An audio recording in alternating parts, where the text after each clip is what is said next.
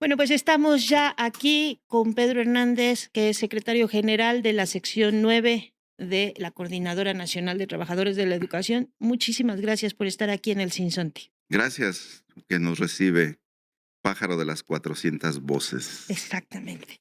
Bueno, queremos empezar, salirnos un poco del ruido que ha habido, y eso lo hemos estado platicando en torno a las discusiones de las formas o no de protesta de la coordinadora y demás, y quisiéramos un poco tratar de entender el tema de fondo que se ha discutido con las autoridades, que es el de las afores.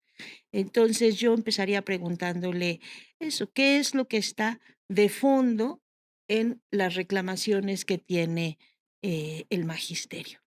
Sí, a diferencia de años anteriores que, pues, la pelea ha sido por salario, por basificaciones, por seguridad en el empleo, por mayor inversión en educación, en la huelga del 2024 y 2025, el tema de las pensiones, fue el más relevante, porque estamos hablando que en el 2007 se aprobó una ley, se reformó la ley del ISSSTE y se crearon las cuentas individuales, que son manejadas por administradoras de fondos de retiro. Sus siglas son AFORES, son 10 AFORES, 9 son privadas, una es pública, que es Pensioniste, y en el fondo de la discusión de esta pelea, pues es el futuro hacia los trabajadores, no solo de la educación, sino en general los trabajadores, porque también antes hubo una reforma al IMSS, también están en cuentas individuales.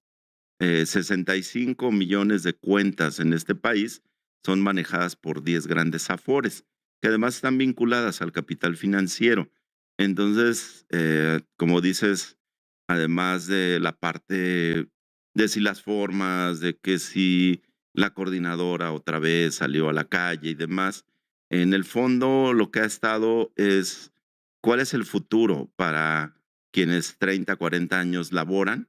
En nuestro caso, la ley marca que a los 28 años, mujeres y 30 años hombres de labor docente, podríamos jubilarnos. Sin embargo, esa ley del 2007 nos puso una tabla de edades.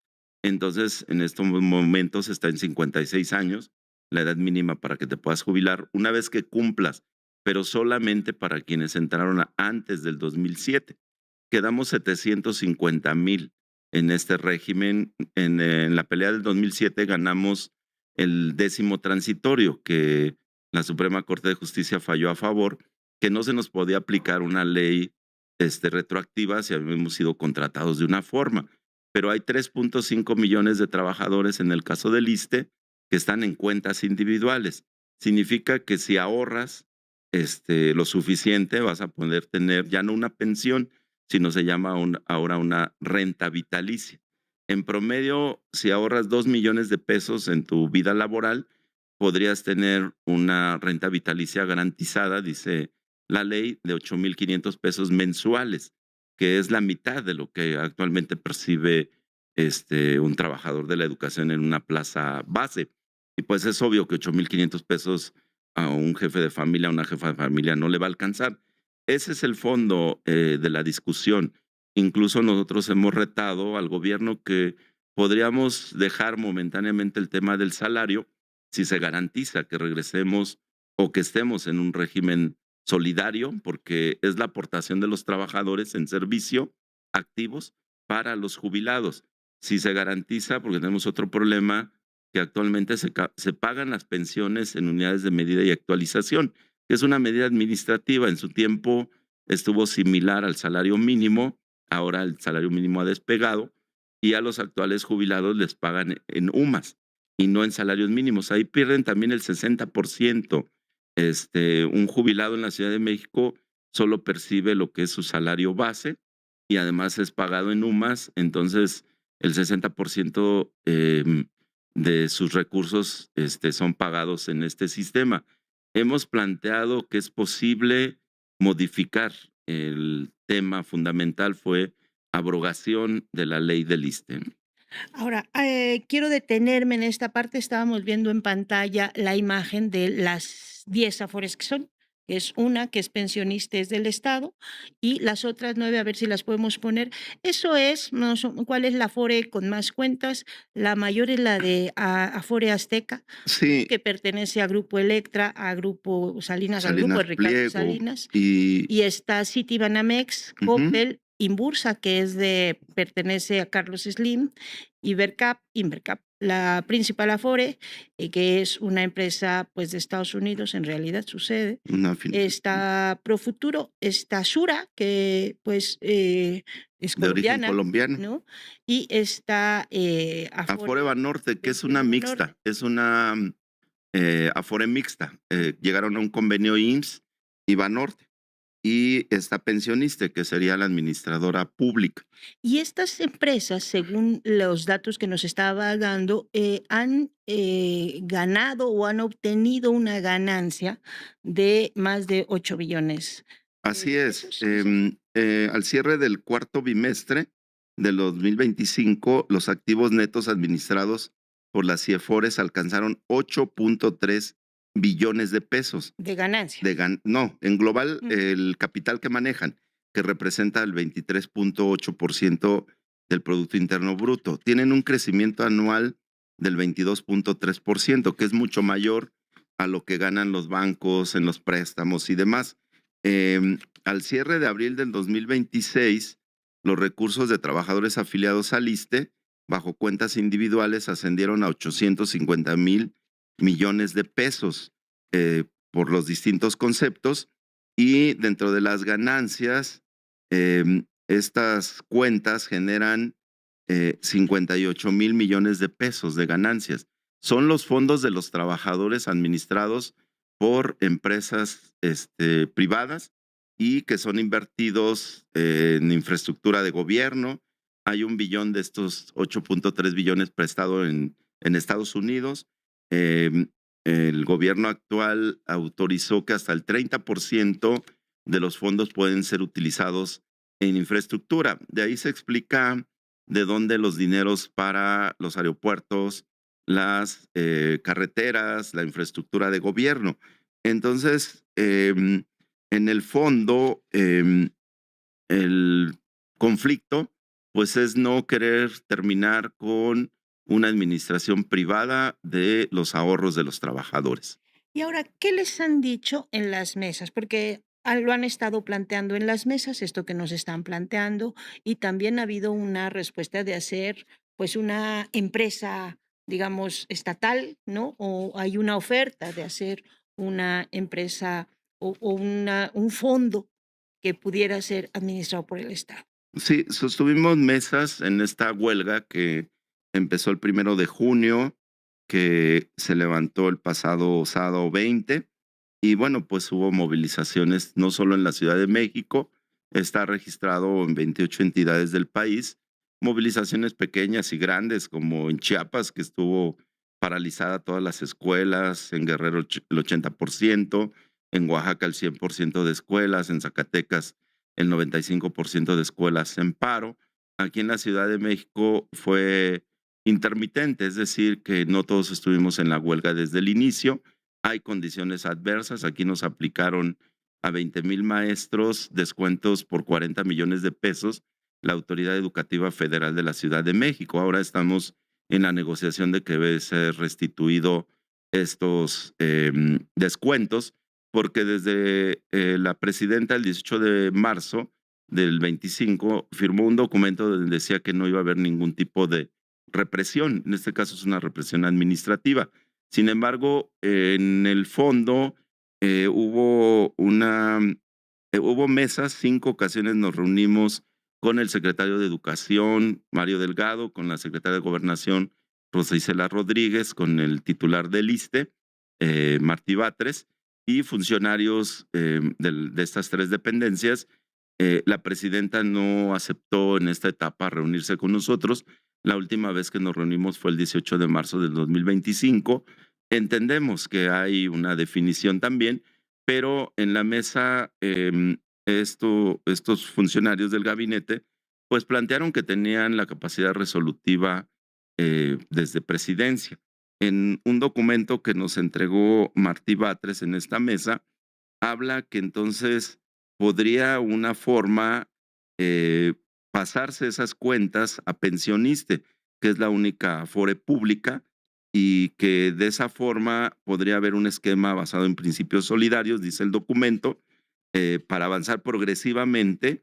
Y una oferta fue entonces la creación de una aseguradora pública, esto lo estoy diciendo textual, dedicada exclusivamente al tema de pensiones, para acompañar a pensioniste con la función de administrar la entrega mensual de la pensión al trabajador retirado. El problema, y así se lo planteamos en la mesa, es que había que leer las letras chiquitas.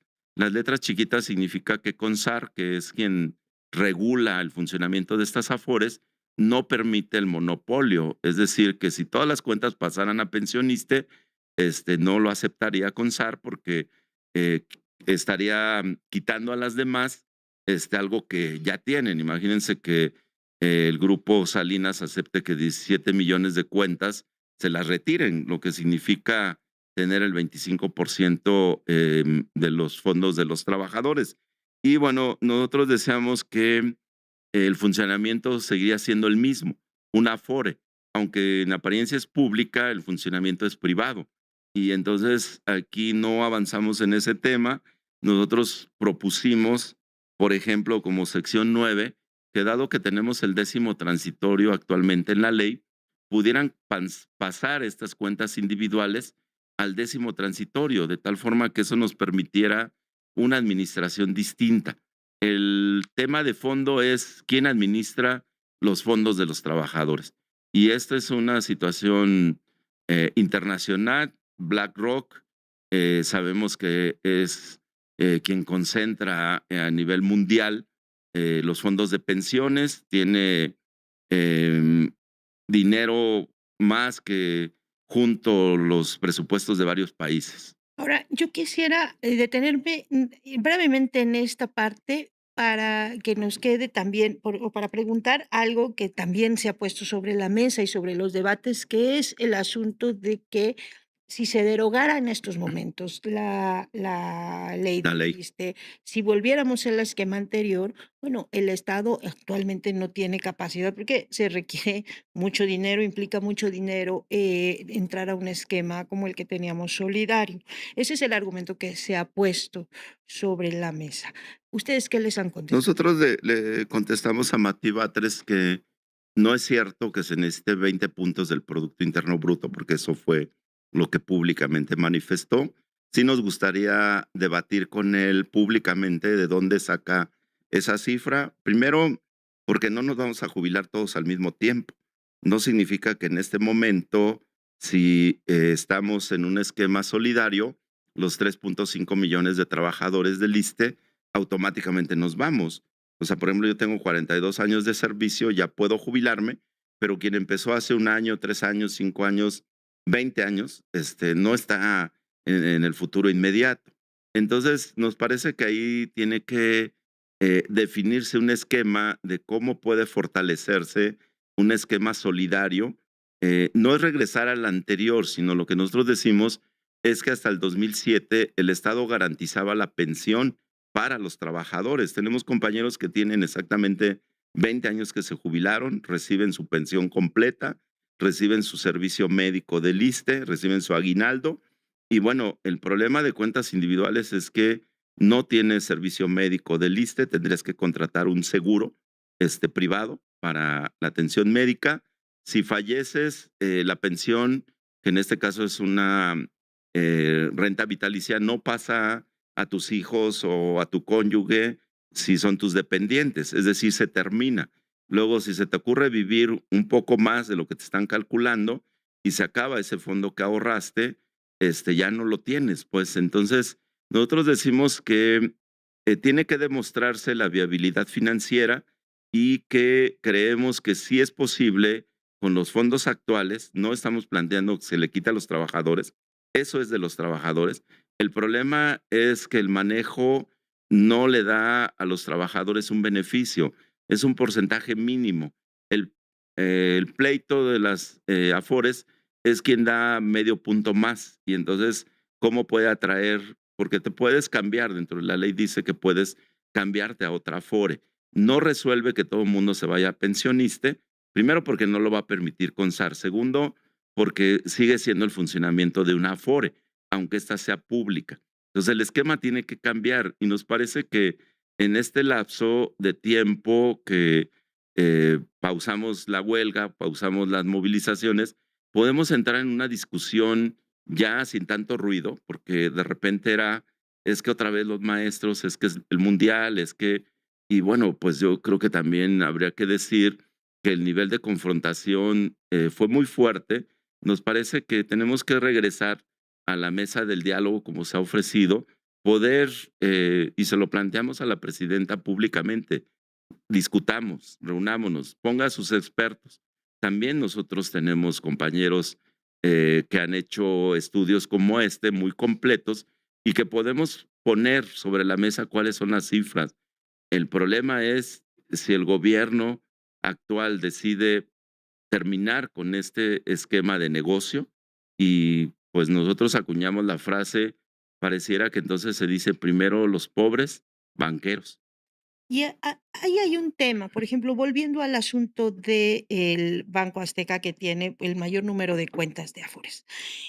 Ustedes fueron a una manifestación con TV Azteca, porque evidentemente también ha habido una operación, más allá de las cosas que se dicen desde el gobierno, pues una operación y presión mediática muy fuerte para que no se entienda lo que está de fondo en esta discusión, que en realidad, como lo estábamos platicando, pues es un pleito quizá con el capital internacional. Exacto. Entonces, mostramos aquí el nivel de ganancias y por supuesto que estas Afores no van a querer dejar, ¿no? Por ejemplo, en el 2025 las comisiones cobradas por las Afores ascendieron a 40,000 millones de pesos.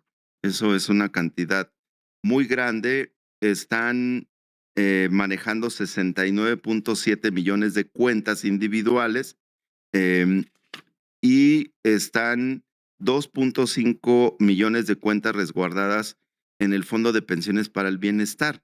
Ahí hubo también la propuesta, y también lo queremos eh, dejar claro, y la presidenta también lo expresó, y el director del ISSSTE, que pudiera completarse esa renta vitalicia, que no pensión, con el Fondo de Bienestar. Nosotros decimos que qué bueno que hay un apoyo a adultos mayores, pero esa no es una pensión, es un apoyo y es universal. Entonces, quien tenga los 65 años o más la debe de recibir, independientemente de que esté pensionado o no, pero no se puede plantear que con ello vamos a completar.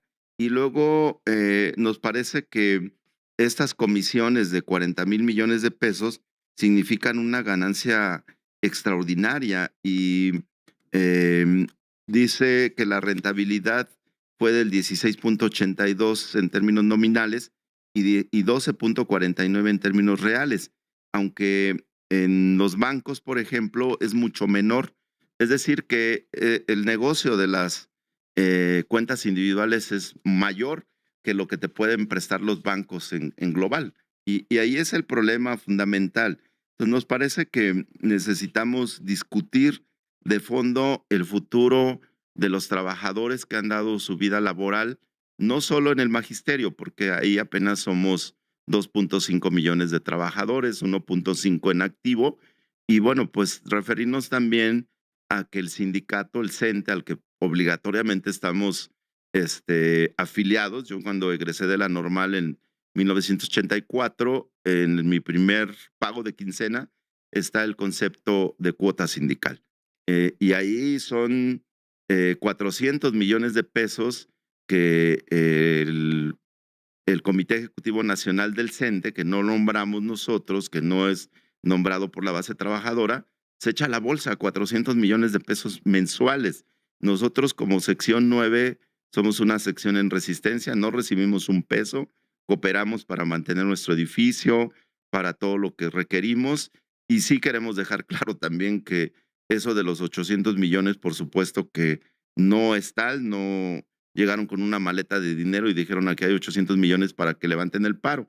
son acuerdos que se están tomando en las distintas secciones, particularmente con la sección 22 se tomaron acuerdos que significa atender un rezago impresionante que se tiene de falta de maestros, de infraestructura, de uniformes, de computadoras en las escuelas, Eso es de en Oaxaca, la eso es en sección Oaxaca. 22. Y en cada sección estamos acordando también en algo que le llamamos mesas tripartitas, cómo vamos a ir mejorando, por ejemplo, la infraestructura de las escuelas, ¿no?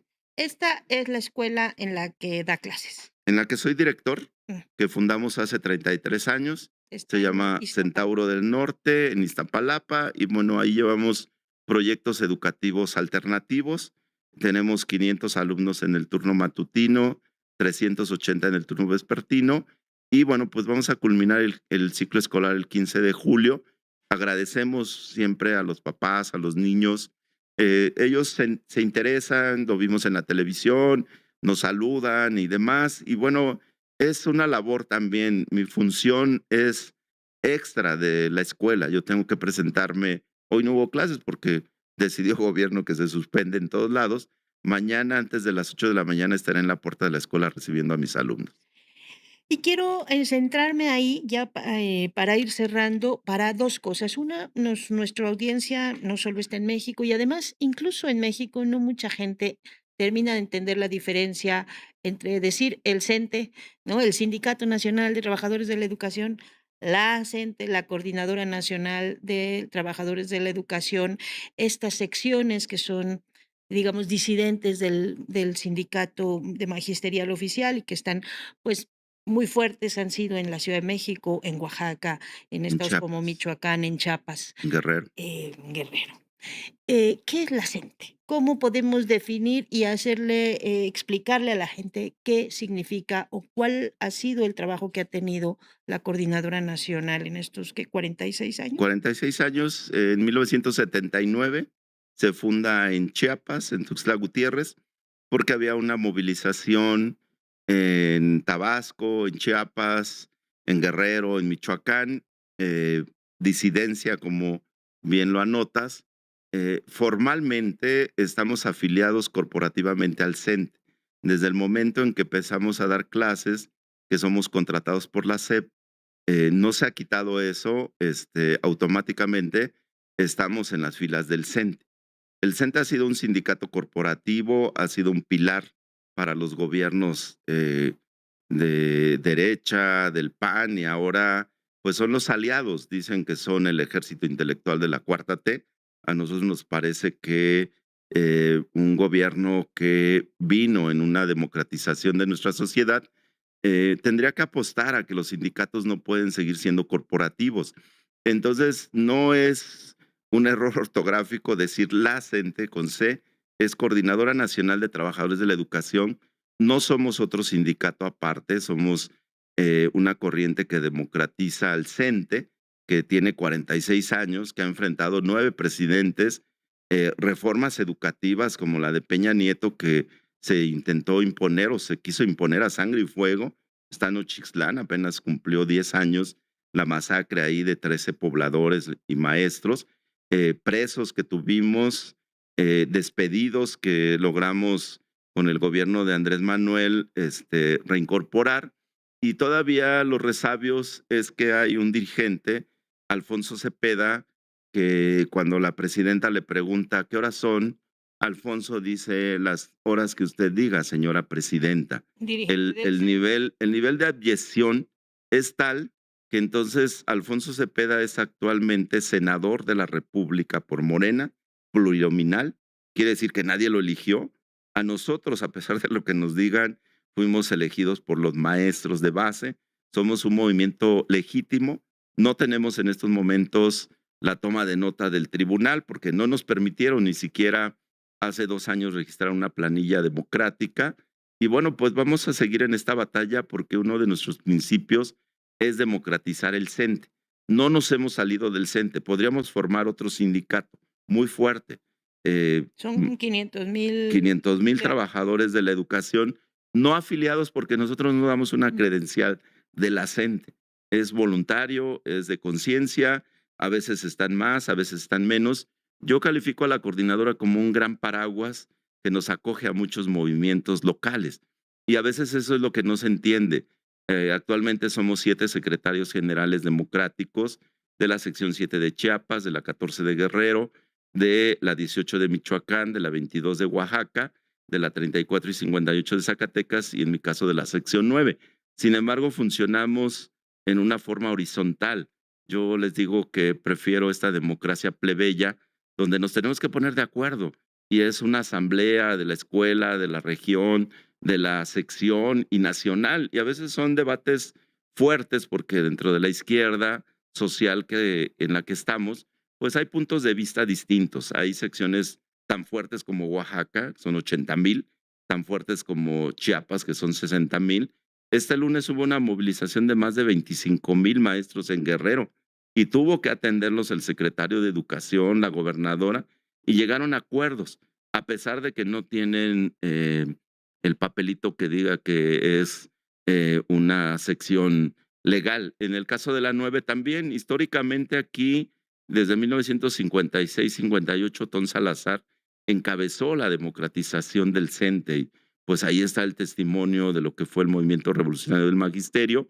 Todos estos años hemos contribuido y nos parece que vamos a estar, no nos vamos.